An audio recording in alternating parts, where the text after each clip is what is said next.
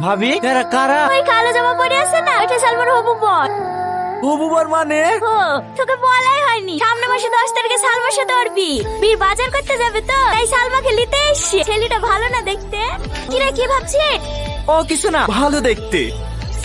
এই টনি, ভাবি তুমি? কি ব্যাপার রে? আজ দুদিন ধরে দেখছি ঠিক মতো বাড়িতে থাকছি না, সকালবেলা বেড়াচ্ছি বিকালবেলা ঢুকছি। বাড়ি চ। কেন? সালমাকে টোটোতে তুলি দেয়গা। আমি পারবো না, ভাইকে যেতে বলো গা। তোর ভাই মাঠে গেছে, ওকে যেতে হবে। চ। ভাবি না গেলে হবে না। না হবে না, তাড়াতাড়ি আয়।